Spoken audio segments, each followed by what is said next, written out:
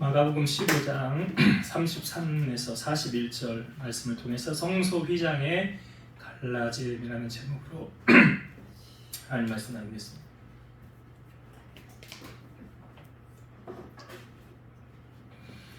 예수님께서 고난당하시고 십자가에 달리신 시간은 제3시죠. 그 시계로, 오늘 우리의 시계로 하면 오전 9시입니다. 오전 9시에 예수님이 십자가에 달리셔서 제9시까지 예수님이 십자가에 달렸습니다. 오후 3시죠. 그래서 6시간을 십자가에 달리셨는데, 성경에 보니까 제6시, 우리 시간으로 정오 12시죠. 12시부터 제9시 오후 3시까지 온 땅에 어둠이 임하였더라. 사실은 그때가 제일 태양이 찬란하게 빛날 때가 아닙니까? 제일 환할 때잖아요. 그때 온 땅에 어두워졌더라. 마치 빛과 어둠이 치열한 싸움을 하는 것처럼 보이는데 어둠이 이기는 것처럼 보이지 않습니까? 예수님을 비유적인 표현으로 성경에 우리에게 보여줄 때 요한복음 1장에 보면 예수님은 빛이시다 라고 소개하고 있죠. 천지를 창조할 때도 제일 먼저 하나님이 창조하신 것이 뭐죠? 빛이 있으라. 그러니까 빛이 있음에 어둠이 물러갔더라. 그러니까 예수님이 이 어둠의 세상에 빛으로 오신 거죠. 왜 오신 겁니까? 어둠을 물리치시려고. 어둠을 승리하기 위해서 주님이 빛으로 오셨더라. 그래서 세례 요한이 요한복음 1장에 같이 등장을 하는데, 그는 빛에 대하여 증언하고 사람들로 하여금 이 빛 대신 예수 그리스도를 믿게 하려고 먼저 보내심을 받았더라. 그래요. 예수님보다 6개월 먼저 와서 주님의 길을 예비한 사람이 세례 요한이잖아요. 빛에 대하여 증언했다라고 말하고 있고요. 요한복음 1장 9절은 참빛 곧 세상에 와서 각 사람에게 비추는 빛이 있었나니. 예수님을 뭐라고 비유해요? 참빛이다. 그런데 지금 오늘 우리가 이건 말씀해 보니까 빛을 잃고 어둠이 임하면서 어둠의 권세가 승리하는 것처럼 보여지고 있어요. 여러분, 우리도 우리의 삶 가운데 혹 이런 일이 일어나고 있지는 않습니까? 나는 늘 깨어서 기도하려고 하고 말씀대로 살려고 힘쓰고 애쓰는데 왜 이렇게 힘든 거야? 왜 이렇게 안 되는 거야? 왜 이렇게 어려운 거야? 그런 경우들 있잖아요. 그럴 때 여러분 두 가지를 생각하세요. 첫 번째는 뭐냐면, 하나님과 우리 사이를 끊을 수 있는 것은 어떤 것도 없다라는 거죠. 어떤 것도 하나님과 나의 사이를 끊을 수 있는 것은 없대요. 로마서 8장 35에서 36절. 누가 우리를 그리스도의 사랑에서 끊으리요? 환난이나 곤고나 박해나 비근이나 적신이나 위험이나 칼이랴. 기록된 바 우리가 종일 주를 위하여 죽임을 당하게 되며 도살당할 양같이 여김을 받았나이다 함과 같으니라. 여기 제가 35, 36절 읽었는데요. 이게 거꾸로 한번 읽어볼게요. 36절 읽고 35절 읽어볼게요. 기록된 바 우리가 종일 주를 위하여 죽임을 당하게 되며 도살당할 양같이 여김을 받았나이다 함과 같으니라. 누가 우리를 그리스도의 사랑에서 끊으리요? 환난이나 곤고나 박해나 기근이나 적신이나 위험이나 칼이랴. 그러니까 여기 주님을 위하여 얼마나 고난이 심했는지 죽임을 당하게 되었고, 도살당할 양같이 양이 죽으러 끌려가는 것처럼 그렇게 우리가 여김을 받았으나 왜 이런 고난을 당하였느냐? 예수님과 너 이제 끊으라는 거죠. 예수의 사랑에서 끊어지라. 그래서 이런 고난을 당하였지만 우리를 그리스도의 사랑에서 끊을 것은 아무것도 없더라. 그러니까 어떤 고난도 주님의 사랑에서 우리를 떨어지게 할 수는 없다는 거죠. 여러분, 요한계시록을 우리가 나누었지만 요한계시록의 배경이 무엇입니까? 도미티안이 아주 또라이예요. 이 황제가 그냥 자기가 신이라고, 나 말고 다른 신 누구든 섬기면 다 그냥 처형당하는 그런 법을 펼치지 않았습니까? 근데 예수 믿는 사람들이 배교를 못 하잖아요. 나는 예수를 부인할 수가 없다고 그러잖아요. 그래서 화형당하고 동물의 먹이가 되고 고난을 당하고 그래서 순교를 당하고. 요한계시록이 말세를 당한 성도들에게 위로하기 위해서 우리에게 쓰여서 보여준 글이 요한계시록이에요. 그게 어떤 우리를 협박하기 위해서 그래서 쓰여진 글이 아니라는 거죠. 그런 어려움 속에도 이들의 믿음은 변함이 없었다는 거예요. 로마서 8장 38, 39절 내가 확신하노니 사망이나 생명이나 천사들이나 권세자들이나 현재일이나 장래일이나 능력이나 높음이나 깊음이나 다른 어떤 피조물이라도 우리를 우리 주 그리스도 예수 안에 있는 하나님의 사랑에서 끊을 수 없으리라. 하나님의 사랑에서 우리를 끊을 수 있는 것이 있대요, 없대요? 없대요. 제가 예전에 설교할 때 말씀드렸던 것 같은데 하나님이 우리를 먼저 손절하는 경우 있다고 그랬어요, 없다고 그랬어요? 하나님이 먼저 나 너 모른다, 너 이제 나하고 관계 끊자, 그런 일은 없다고요. 하나님이 먼저 끊는 일은 없어요. 문제는 뭐예요? 인간이 먼저 하나님을 배신하는 거죠. 그러니까 로마서 1장에도 하나님이 있음을 알고도 여전히 죄 가운데 거하고, 그 비유적인 표현으로 베드로후서에 나오잖아요. 개가 그 토한 것을 도로 먹는 것, 돼지가 씻었다가 구덩이에 다시 빠지는 것과, 그러니까 이전보다 상황이 더 악화되더라. 오늘 주일날 우리가 나누었던 말씀도 7 귀신, 처음에 1 귀신이었는데 나중에 들어갈 때 7 귀신 데리고 더 들어갔잖아요. 그러니까 그 형편이 어떻게 됐어요? 처음보다 더 악화되었더라라고 말하고 있잖아요. 그것은 예수님을 주인으로 모시지 않은 사람들에게 나타나는 현상이에요. 그러니까 지금 여기서 말하는 것은 절대로 우리를 하나님의 사랑에서 끊을 수 있는 것은 어떤 것도 없더라. 하나님은 어느 정도로 우리를 사랑하신다고 하십니까? 세상 다 주어도 내가 너와 바꾸지 않을 거야 라고 말씀하시잖아요. 그럼 말 다 했죠. 그 정도로 하나님이 우리를 사랑하시기 때문에 여러분 고난 가운데 있다 할지라도 분명히 기억해야 할 사실은 뭐냐면 고난의 분명히 끝은 있고요. 그 고난을 통해서 하나님과 우리와의 사이를 끊으려고 하는 마귀의 계략에 절대로 넘어지지 말라라는 거예요. 절대로 하나님과 나와의 관계는 그 무엇도 끊을 수 없다는 게 이게 첫 번째 우리가 고난당할 때 기억해야 될 사실이고, 두 번째는 뭐냐면 고난은 우리를 정금과 같이 새롭게 만든다는 거예요. 잠언 3장 11, 12절 내 아들아 여호와의 징계를 경히 여기지 말라. 그 꾸지람을 싫어하지 말라. 대저 여호와께서 그 사랑하시는 자를 징계하시기를 마치 아비가 그 기뻐하는 아들을 징계함같이 하시느니라. 그 아버지가, 어머니가 자식이 잘못된 길로 가요. 그러면 이렇게 보고 있다가 어떻게 합니까? 정말 사랑하면 잘못된 길로 가는 자녀를 보고만 있는 부모가 있어요, 없어요? 없어요. 어떻게 합니까? 너 일로 와, 종아리 걷어, 손바닥 대 하고 사랑의 매를 든다는 거예요. 왜 그렇습니까? 그 아들을, 그 딸을 바른 길로 가게 하기 위해서 그러는 거죠. 아니 남의 집 아들이 사고를 치든 잘못하든 그건 내가 신경 쓸 바 아니잖아요. 그걸 뭘 내가 신경 씁니까? 나와 전혀 상관이 없는데요. 그러나 내 자녀가 그랬을 경우는, 자, 마치 하나님께서 여기 비유적인 표현이에요. 그 아버지가 자식을 징계함같이 하나님께서 우리를 사랑하시기 때문에 그렇게 행하신다라는 거죠. 히브리서 12장 7절 하반절부터 8절입니다. 어찌 아버지가 징계하지 않는 아들이 있으리요? 징계는 다 받는 것이거늘 너희에게 없으면 사생자요 참 아들이 아니니라. 제가 좀 전에 그랬잖아요. 옆집 아들, 딸이 잘못되든 말건 그건 나하고 상관없다고요.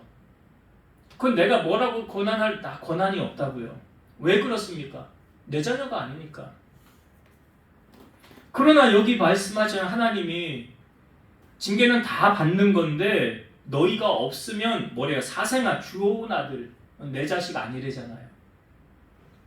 히브리서 12장 11절 무릇 징계가 당시에는 즐거워 보이지 않고 슬퍼 보이나 후에 그로 말미암아 연단받은 자들은 의와 평강의 열매를 맺느니라. 그러니까 고난을 당할 때는 힘들지요. 징계를 당할 때는 힘들죠. 부모님들이라면 다 이런 경험 해봤을 거잖아요. 자녀를 종아리 걷어 회초리를 때릴 때 그 부모 마음이 어떻습니까? 웃고 즐거운 부모가 있어요? 때리면서? 없잖아요.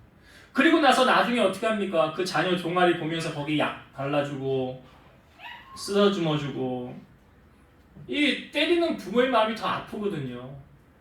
하나님도 그렇다는 걸 지금 말씀하고 있는 거예요. 하나님도 우리가 고난을 당할 때 그런 마음이라는 거죠.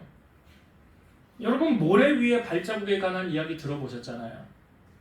예수님과 어떤 사람이 같이 둘이 모래 위를 걸어가고 있는 모래 위에 두 발자국이 이렇게 새겨지지 않습니까? 그런데 어떨 때 보니까 한 사람의 발자국만 있더라는 거예요. 그리고 나중에 두 발자국이 또 있고 또 한 사람의 발자국이 있더라는 거예요. 그런데 가만히 보니까 이 사람이 그때 자기가 가장 힘들었을 때였다는 거예요. 근데 주님, 왜 내가 가장 힘들 때는 주님 왜 나를 떠나시고 나 혼자 걸어가게 했습니까? 라고 물으니까 예수님이 이렇게 말씀했대잖아요. 그건 네가 힘들어서 못 걸어가니까 내가 너를 안고 걸어갔느니라. 그래서 발자국이 한 사람 발자국이었다는 거예요. 이 사람은 오해를 한 거죠. 예수님이 자기 힘드니까 못 걸어가니까 이렇게 안고 걸어갔는데 이게 아버지의 사랑 아닙니까? 이게 주님이 우리를 향한 사랑이잖아요. 예수님께서 먼저 우리보다 말로 다할 수 없는 끔찍한 고난을 주님이 먼저 겪으셨지요. 왜 겪으신지 아세요? 우리 이런 말 하지요. 상대방의 아픔을 내가 그거 겪어보지 않으면 알아요, 몰라요? 모른다고요. 물질로 어려워본 사람이 경제적으로 물질로 어려워본 사람 마음 아는 거고요. 육신의 질병으로 고난을 당해본 사람이, 몸이 아파본 사람이 그 몸이 아픈 사람의 마음을 아는 거잖아요. 그래서 예수님께서 이 모든 것을 이 땅에 계시면서 다 겪으셨어요. 히브리서 4장 15절. 우리에게 있는 대제사장은, 예수님은 우리의 연약함을 동정하지 못하실 리가 아니요 모든 일에 우리와 똑같이 시험을 받으신 이로되 죄는 없으시니라. 여기 성경을 잘 보면 모든 일에 우리와 똑같이 시험을 받으셨다라고 말하는 이 표현이 뭐냐면 우리가 당하는 고난을 예수님이 이미 다 겪으셨다는 거잖아요. 이미 예수님이 다 겪으셨다는 거예요. 그래서 예수님은 겪으셨기 때문에 우리의 연약함을 동정하실 수 있다는 거예요. 겪어보지 않으면 모르는 거잖아요. 우리가 당하는 모든 시련을 주님이 친히 다 겪어보셨기 때문에 우리를 주님은 위로하실 수가 있는 거예요. 그래서 물질의 연단이든 질병의 고난이든 사람 관계에서 오는 스트레스, 그런 어떤 고난이든지 주님이 다 겪어보셨기 때문에 주님은 우리의 위로자가 되시는 거예요. 그래서 너희로 온전하고 구비하여 조금도 부족함이 없도록 하나님의 사람으로 쓰시기에 부족함이 없도록 하기 위해서 우리로 하여금 가게 하시는 그 길, 이게 고난이요 연단이라는 거죠. 그래서 너희가 고난을 당할 때 인내가 왜 필요하다고 그랬어요? 조금 전에 말씀드렸던 것은 너에게 인내가 필요함은 온전하고 구비하여 조금 더 부족함이 없게 하려 함이라. 인내는 언제 필요합니까? 여러분, 인내가 말 그대로 뭐 하는 거예요? 참는 거예요. 참는 거라고요. 그러니까 이 고난도 끝이 있어요. 터널도 끝이 있듯이. 그러니까 그 기간 동안은 하나님이 그냥 눌러놓으시고 나를 다듬고 만들어 가시는 과정이라 생각하시면 돼요. 그럼 그냥 참으시면 돼요. 참고 인내하면 돼요. 사울이 다윗을 죽이려고 하지 않습니까? 다윗이 얼마나 힘들었겠어요. 2번 죽일 수 있는 기회 있었다고 그랬잖아요. 근데 안 죽였잖아요. 그리고 나서 하나님이 어떻게 교통정리하십니까? 사울이 전쟁하다가 죽게 되잖아요. 그래서 하나님께서 너 헤브론으로 가라. 그래서 먼저 유다의 왕이 되고 그 다음에 예루살렘으로 가라. 그래서 통일왕국 이루는 다윗의 왕이 되지 않습니까? 그러니까 하나님의 다 때가 있다고요. 만사가 기한 있고 때가 있다. 그래서 고난을 당한 우리들에게 예수님이 친히 지금 이 고난의 모든 것들을 보여주고 계시더라. 주님이 먼저 고난을 당한 고난의 종으로서의 모습을 우리에게 보여주고 있습니다. 예수님이 당하신 고난은 우리가 그렇게 하라고 하면 못해요. 못한다고요. 예수님이 십자가에 달리셔서 유명한 말을 하셨습니다. 이걸 가상칠언이라고 그러죠. 십자가 위에서 예수님이 7마디를 하셨어요. 첫 번째가 뭐냐면 스데반이 했던 말하고 비슷한 말을 하죠. 주님이 먼저 아버지여 저희를 사하여 주옵소서. 아버지여 저희를 사하여 주옵소서. 왜냐? 저들을 알지 못하고 행한다는 거죠. 내가 이 땅에 와서 이것을 해야 되는 이유가 분명한 목적인데 그걸 잘 모른다는 거죠. 그러니까 저희 모르고 행한 거니까 사하여 주옵소서 하고, 두 번째, 오른편에 있는 강도를 향하여 말한 거죠. 오늘 네가 나와 함께 낙원에 있으리라. 이거 우리가 나눴었죠, 이 말씀. 예. 저번 시간에 나눴었나요? 예, 그렇죠. 우리는 죄를 지어서 죄값 받는 거지만 이 사람은 죄가 없는 사람이다. 그래서 당신의 나라 임할 때 나를 기억하옵소서. 이거 제정신으로 한 말 아니라고 그랬잖아요. 하나님의 영이 임하지 않으면 이런 말 못하잖아요. 그래서 네가 나와 함께 낙원에 있으리라, 천국에 있으리라 이 말하셨고, 세 번째로 여자여 아들이니이다 보라 내 어머니라 라는 말을 했어요. 이건 이제 예수의 어머니 마리아를 두고 그 자기의 사랑하는 제자 요한에게 말하는 거지요. 이 말의 의미는 이제 그 어머니 마리아에게 있어서 요한을 아들처럼 여기고 요한은 마리아를 어머니처럼 섬겨라, 그런 의미로 예수님이 하신 말씀이고요. 네 번째 말씀이 오늘 우리가 읽은 본문에 있는 내용의 말씀이에요. 엘리 엘리 라마 사박다니. 뜻이 무엇입니까? 나의 하나님 어찌하여 나를 버리셨나이까. 이게 예수님이 네 번째로 하셨던 말씀이고, 다섯 번째가 내가 목마르다 라고 말씀하셨어요. 내가 목마르다. 그래서 여기 신 포도주를 적셔서 예수님에게 마시는 장면이 있습니다. 근데 이것도 성경을 이루기 위해서 주님이 이렇게 하신 거예요. 시편 69편 21절에 보면 그들이 쓸개를 나의 음식물로 주며 목마를 때는 초를 마시게 하였사오니. 예수님이 이 말씀 응하게 하시려고 예수님이 그것을 신 포도주를 이제 마시는 장면, 성경에 나오죠. 오늘 우리가 읽은 본문에 보니까 해면에다가 적셔가지고 예수님 입에 넣어주는 장면 36절에 나오죠. 여기서 내가 목마르다라는 말씀이 여기서 빠졌지만 다른 복음서에 기록이 되어져 있고요. 그 다음에 여섯 번째로 다 이루었다 말씀하셨어요. 다 이루었다. 뭘 다 이루었다는 것입니까? 구약에 예견되어져 있던 예수님을 통하여 이루고자 하셨던 말씀.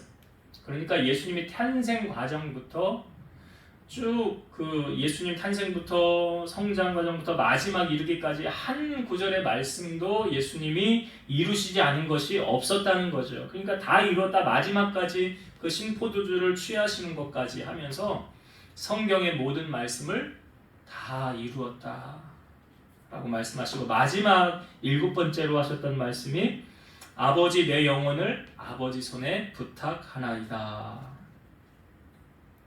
이게 오늘 우리가 본문에 이제 37절 큰 소리를 지르시고 숨지시니라 라고 나오잖아요. 큰 소리, 이게 마지막으로 하셨던 게 이제 누가복음 23장 46절에 아버지 내 영혼을 아버지 속에 부탁하나이다 하고 숨을 거두셨더라. 이게 마지막으로 하셨던 말씀이에요. 그러니까 우리가 오늘 예수님께서 이 십자가에서 달리시고 고난당하시고 운명하는 이 장면을 보면서 우리가 어떤 메시지를 받아야 됩니까? 예수님의 십자가가 그 어떤 고난보다도 비교할 수 없을 만큼 가장 큰 고난이라는 거죠. 주님의 고난은.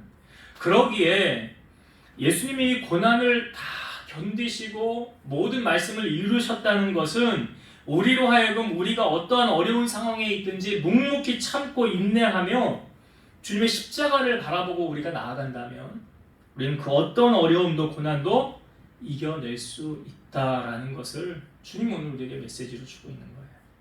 그래서 여러분, 이 땅에 살아가는 동안 나는 왜 이렇게 힘든 거야? 왜 이렇게 안 풀리는 거야? 여러분, 그렇게 실망하고 낙심하지 마시고 꼭 기억할 두 가지. 하나님의 사랑에서 나를 끊을 수 있는 것은 없다. 또 한 가지, 이 고난을 통해서 하나님이 나를 정금과 같이 새롭게 하시고 나를 더 완전한 자로 세워주실 것이다 라는 메시지를 여러분이 잊지 마시길 바라요. 자, 한 가지 더 나누고 은혜를 마칠게요. 예수님이 돌아가신 다음에 어떤 일이 펼쳐졌습니까? 여기 성소 휘장이 위로부터 아래까지 찢어져서 둘이 되었더라 라고 나오죠. 이건 공관복음에 다 소개되고 있어요. 마태복음 27장 51절에는 이에 성소 휘장이 위로부터 아래까지 찢어져 둘이 되고, 누가복음 23장 45절 성소의 휘장이 한가운데가 찢어지더라. 그러니까 마태, 마가, 누가복음에 다 소개되고 있거든요. 예루살렘 성전에는 두 개의 이 막이 있습니다. 두 개의 이렇게 가로막는 막이 있어요. 하나는 앞에 있는 뜰과 성소를 구분하는 외부 회장이에요. 그러니까 성소하고 밖에하고 구분하기 위해서 쳐놓는 휘장이 있고, 또 다른 하나는 대제사장이 들어가는 지성소와 성소를 구분하는 휘장이에요. 그러니까 대제사장이 1년에 한 번 지성소에 들어가서 백성들을 위한 대속죄를 하는데, 그때 이제 대제사장이 끈을 이렇게 메고 이렇게 가잖아요. 이렇게 당겨가지고 아무 이상이 없고 인기척이 없으면 거기서 죽었구나, 하나님이 치셨구나, 시체를 끌어내야 되는 거고. 그러니까 대제사장 곧 들어가면서 생명을 걸고 들어가는 거죠. 그러니까 1년에 한 번 거기 들어가서 백성을 위한 대속죄를 하는 그런 지성소와 성소의 이 경계가 있었다는 거죠. 그런데 그 경계 휘장이 지금 찢어졌더라, 둘로 나뉘어졌더라. 이것이 우리에게 주는 메시지는 무엇일까요? 이방인을 포함한 모든 사람이 하나님께 이제 접근할 수 있는 새로운 길이 열렸다는 거죠. 그 전에는 누구만 들어갈 수 있었다고요? 대제사장만. 그런데 예수님이 그 휘장을 열어놓으심으로 말미암아 우리와 하나님과 1대1로 만날 수 있는 길을 열어놓으셨다는 거예요. 그래서 베드로전서 2장 9절, 그러나 너희는 택하신 족속이요 왕같은 제사장들이요 거룩한 나라요 그의 소유가 된 백성이니 이는 너희를 어두운 데서 불러내어 그의 기이한 빛에 들어가게 하신 이에 아름다운 덕을 선포하게 하려 하심이라. 우리로 하여금 뭐라고 말씀하시에? 택하신 족속, 왕같은 제사장, 거룩한 나라, 그의 소유된 백성. 그러니까 지금 천주교는 하나님과 1대1의 관계를 아직 잘 인정하지 않는 것 같죠. 왜냐하면 그 죄를 고백하잖아요. 누구한테요? 신부한테 가서 고해성사하죠. 예, 그걸 왜 그렇게 하는 거예요? 자기가 직접 아뢰면 사함을 못 받기 때문에 이 신부한테 얘기를 해서 이 사람이 기도를 해서 사함을 받도록 하라라는 그런 거잖아요. 그런데 우리는 어떻습니까? 하나님 앞에 우리가 그냥 간구하면 돼요, 안 돼요? 돼요. 예배도 꼭 목사님이 와서 예배 드려야 됩니까? 아니, 어떤 공적인 예배는 그러해야 돼요. 그런데 그냥 가정에서 예배 드릴 때, 사업장에서 예배 드릴 때, 또 어떤 구역으로 예배 드릴 때, 이럴 때는 그냥 그 누군가가 아무나 그냥 예배를 인도해도 되는 거예요. 이게 하지 말라는 법이 없잖아요. 아니, 이걸 할 수 있도록 그 길을 열어놓으신 분이 누구라고요? 예수님이. 그 여러분들이 그냥 가정에서 가정 예배도 들으시고, 사업장에서 매일 하루 아침에 시작하기 전에 성경 한 구절 읽고 기도하고 이렇게 시작하고, 이것도 하나님 앞에 예배가 될 수 있는 거잖아요. 그렇게 하나님이 할 수 있도록 길을 주님이 열어놓으셨잖아요. 만약에 그 길이 안 열렸다고 한다면 우리 아무나 하나님 앞에 나가서 예배 못 드리겠죠. 제사장이 꼭 와야 되겠죠. 구약의 법처럼 제물을 잡아서 이렇게 제사를 드려야 되겠죠. 그러나 이제 그렇게 안 해도 되는 시대를 주님이 열어놓으셨다. 이것은 하나님과 우리가 직접적으로 통할 수 있는 길을 예수님이 열어주셨다는 거예요. 이거 얼마나 큰 축복이에요. 여러분들이 그냥 하나님 앞에 예배하고 싶으면 언제든지 그냥 성경책 펴놓고 찬송 읽고 성경 읽고 예배 그냥 드릴 수 있는 은혜를 주님이 허락해 주셨다는 거예요. 그러니까 이 은혜를 저버리지 마시고 하나님과 더 친밀하라고 이렇게 해놓으신 거잖아요. 하나님과 더 가까이 하라고. 그런 의미가 있고, 또 한 가지 의미는 뭐냐면, 휘장이 갈라졌던 것은 하나님과 우리 사이에 죄로 인하여 막혀 있었잖아요. 죄로 인해 단절되어져 있었잖아요. 그런데 그 죄를 이제 허무시고 죄를 없이 하시고 화목하게 하기 위해서 예수님이 십자가에서 달리셨다는 거죠. 에베소서 2장 14절, 그는 예수님은 우리의 화평이신지라 둘로 하나를 만드사 원수 된 것 곧 중간에 막힌 담을 자기 육체로 허시고. 여기 중간에 막힌 담 나오잖아요. 이거 뭐예요? 휘장. 중간에 막힌 담. 그 휘장을 주님이 여셨더라. 이걸 또 영적인 의미로 보면 하나님과 우리 사이에 죄로 인하여 막혀져 있었던 것, 죄의 담이 쳐져 있었던 것, 그것을 누가 허무셨다고요? 예수님이 하셨다. 에베소서 2장 16절, 또 십자가로 이 둘을 한 몸으로 하나님과 화목하게 하려 하심이라 원수된 것을 십자가로 소멸하시고. 그러니까 십자가로 말미암아 하나님과 우리가 화목하게 되었다는 거예요. 화목하게 되었다. 그래서 여러분, 천국은 예수님을 통하지 않고는 갈 수가 없죠. 왜? 예수님만이 우리의 죄를 사해 주실 수 있기 때문에 그렇습니다. 요즘 WCC에서 종교 다원주의, 다른 WCC가 뭐냐면 다른 종교에도 구원이 있다라는 거예요. 천주교에도 구원이 있고, 불교에도 구원이 있고, 다른 종교에도, 불교에도 구원이 있다. 이게 뭐예요? 종교 다원주의 WCC예요. 근데 이 WCC를 지지하는 개신교 가운데도 WCC를 지지하는 교단들이 있어요. 궁금하면 여러분 찾아보세요. 우리 합동 측 교단은 그걸 인정하지 않아요. 어떻게 구원이 다른 데 있냐? 성경에 뭐라고 나와 있냐? 오직 구원은 누구로만? 예수로만. 예수 외에는 구원이 없는데 무슨 헛소리들 하고 있느냐? 그게 WCC예요. 종교 다원주의. 그러면서 그들의 종교를 서로 인정하고 서로 화합하고 통합하자, 이런 움직임이 WCC인데 절대로 성경적이지 않습니다. 그래서 우리가 그런 걸 따라가면 안 되고요. 오직 예수로만 우리는 구원받을 수 있는 거예요. 그래서 보면 예수님은 우리의 죄를 속량하시고 하나님과 우리 사이를 화목하게 하기 위해서 이 땅에 오셨죠. 그러니까 다시 말씀드리면 예수의 영이 그 사람 안에 있다라고 하면 그 사람은 화목해 하는 직책을 받은 사람이에요. 왜요? 예수님이 화목하게 했으니까. 그런데 화목하지 않고 어디를 가나 싸움닭처럼 싸움 만들고 분쟁 만드는 사람들 있어요. 얘하고도 싸우고 저기 가서도 싸우고 늘 다니면 이 사람은 분쟁과 싸움만 일으켜요. 분열만 일으켜요. 그 사람 안에는 예수의 영이 없는 거예요. 그 사람 안에는 악한 영이 있는 거예요. 그러니까 성경에 다 알려주고 있잖아요. 육체의 일에 대해서도 우리가 나왔잖아요. 분냄과 당짓는 것과 이간질하는 것, 하나 되지 못하게 하는 것은 그 안에 예수의 영이 없고 악한 영이 충만하기 때문에 그렇게 행하는 거예요. 그러니까 그 악한 영의 결과가 뭐예요? 열매로 나타나는 거예요. 그런 사람들 어디 가면 사람들이 다 좋아할까요? 싫어할까요? 다 기피합니다. 저 사람하고는 같이 있어봤자 좋을 게 하나도 없어. 다 피해요. 다 안 좋아해요. 그 왜요? 예수의 영이 그 안에 없기 때문에 그렇죠. 예수의 영이 있는 사람은 성령의 9가지 열매를 맺는다고요. 사랑, 희락, 화평, 오래 참음, 자비, 양성, 충성, 온유, 절제.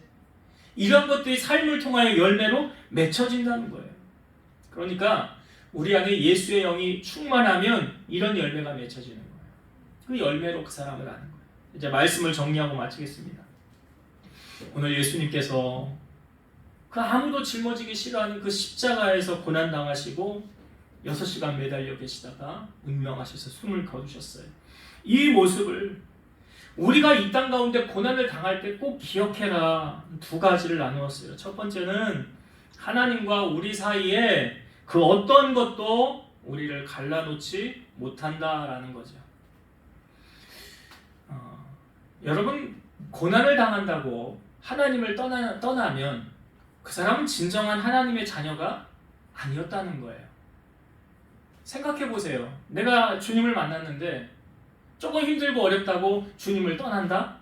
주님을 배신한다? 그럼 그 사람 주님 만난 사람 같습니까? 못 만난 사람 같습니까? 못 만난 사람이에요. 주님 만난 사람은 절대 주님 떠나지 않습니다. 성경에도 말하잖아요. 그 무엇도 하나님과 우리와의 관계, 사랑을 끊을 수 없다라고 말하잖아요. 아니, 부모와 자녀 간에도 좀 잘못한다고 너 호적파가 이놈아, 이제 너 내 자녀 아니야, 그런다고, 부모가 그렇게 말한다고 그 부모와 자녀와의 사이가 남이 됩니까? 안 되잖아요. 그냥 부모가 화가 나서 하는 말이지 그렇다고 되어지는 게 아니에요. 그러니까 하나님과 우리와의 사이도 그렇다는 거예요. 힘들고 어려움이 와도 진정 그 고난으로 인해 주님을 떠나지 않는다. 주님과 우리의 관계를 떠날 수 없다. 또 한 가지는 고난이 나로 하여금 정금과 같이 한다는 거죠. 결국은 무엇입니까? 유익해 하신다는 거예요. 그래서 시편 기자가 말했잖아요. 고난 당하기 전에는 내가 그릇 행하였더니 이제는 주의 말씀을 지키나이다. 고난 당한 것이 내게 유익이라 이로 말미암아 내가 주의 율례를 배우게 되었나이다. 똑같아요. 하나님이. 그러니까 여러분이 자녀를 키우는 거랑 하나님이 우리 보는 거 똑같다니까요. 잘하면 칭찬하고 잘못 가면 어떻게 한다고요? 회초리 든다고요. 그게 뭐라고 했어요? 징계라고 그랬잖아요. 그렇게 똑같이 하세요. 하나님이. 그래서 바른 길 가게 하신다고요. 이게 하나님이 우리를 향한 사랑하심이다라는 거예요. 징계는 다 받는 건데 사생아는 받는 게 아니잖아요. 남의 자녀는 상관없잖아요. 하나님이 우리를 자녀로 삼으셨기 때문에 그렇게 행하신다라는 거예요. 자, 또 한 가지는 성소 휘장이 갈라졌죠. 예수님 돌아가신 다음에 이 성소 휘장이 갈라진 게 우리에게 주는 메시지 두 가지 나누었죠. 하나님과 우리가 1대1로 나아갈 수 있는 길을 예수님이 열어주셨다. 그래서 여러분들이 어디를 가나 하나님을 향하여 마음껏 부르짖어 기도할 수 있는 특권을 예수님이 주신 거예요. 그렇죠? 예수님의 이름으로 기도하면 되죠. 그리고 또 하나님을 향하여 어디서나 예배할 수 있는 특권을 주신 거예요. 네, 특권. 그러니까 그 하나님이 주신 그 특권을 소멸하지 마시고 덮어두지 마시고 가정에서든 직장에서든 사업장에서 어디서든 하나님을 향하여 기도하고 찬송하고 예배하는 여러분 되길 바라고요. 또 한 가지는 예수님께서 이 성소 휘장, 그러니까 가로 막혀져 있었던 거예요. 우리와 하나님과 사이에 가로 막혀 있던 이것을 열어주셨다는 거예요. 뭐예요? 죄로 인해 막혀 있었던 하나님과 우리와의 관계. 자기 육체로 하셨다고 그랬잖아요. 그러니까 예수님이 우리의 죄를 짊어지고 죽으신 거 아닙니까? 그러니까 우리가 원래 본질상 진노의 자녀이었지만 이전에는 그랬지만 예수를 믿은 이후로는 이제는 예수님이 우리의 모든 악함을, 우리의 죄악을 다 가지고 화목하게 하셨다는 거죠. 하나님과 우리와의 사이를. 그래서 화목해하는 열매가 우리의 삶에 맺혀지길 바래요. 여러분, 분쟁하는 자가 아니라 화목해하는 자. 이것이 예수님의 성품을 품은 사람들에게 나타나는 현상이다 라는 것을 기억하시고 오늘 본문의 말씀, 십자가에 달리신 그 주님, 모든 말씀을 이루신 그 주님, 그 주님께서 열어놓으신 휘장으로 말미암아 우리가 하나님과 화목하게 됐다. 하나님 앞에 1대1의 관계를 열어주셨다라는 이 놀라운 진리로 승리하는 여러분 되시기 바랍니다. 기도하시겠습니다. 오늘도 살아서 역사하시는 우리 아버지 하나님, 무더운 날씨 가운데서도 하나님의 은혜를 사모하여 주의 제단에 나와 찬송하고 예배하며 영광을 올려드리는 우리 성도들 예배를 하나님 기쁘게 흠양하여 받아주신 줄로 믿습니다.